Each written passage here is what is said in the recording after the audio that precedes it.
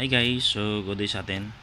So may papakita lang ko sa inyo ngayon na isang mahalagang bagay sa mga keyless system or sa smart key system.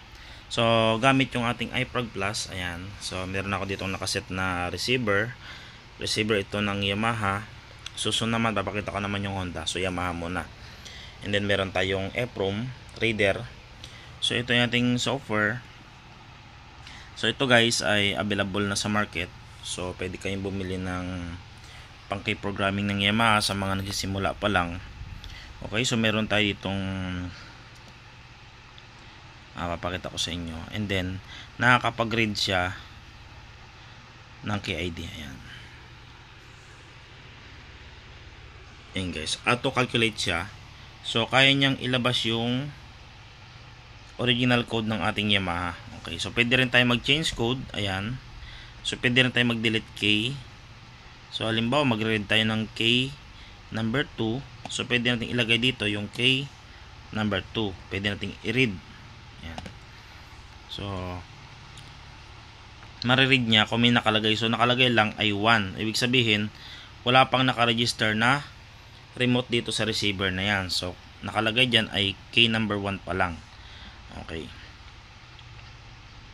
So pwede rin tayo mag-delete ng K in case na nawala yung mga remote natin at naka-record siya dito. Pwede natin siyang burahin kasi may pan-delete. And then meron tayong pan-change code. Halimbawa, ito yung code na ilalagay natin. Yan yung code niya dati.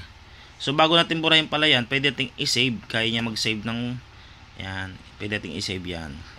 So ilalagay natin dito kung ano yung code na na-read natin para hindi natin makalimutan. Halimbawa, lalagyan natin yan ay 552676.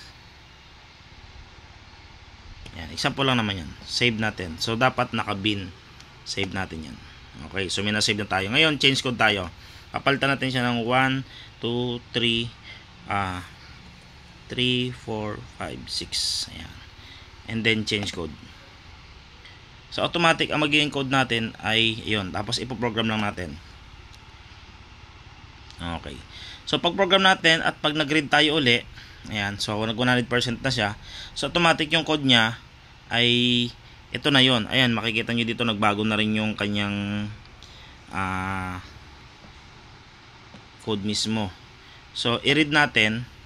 Kapag ni-read mo siya 100%, ang magiging code niya ito na. Okay?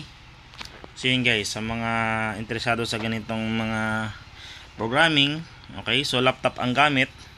So meron tayong pang-read ng Yamaha, meron tayong pang-read ng Suzuki, may pang-read tayo ng Honda, and then may pang-read tayo ng para sa mga sasakyan naman.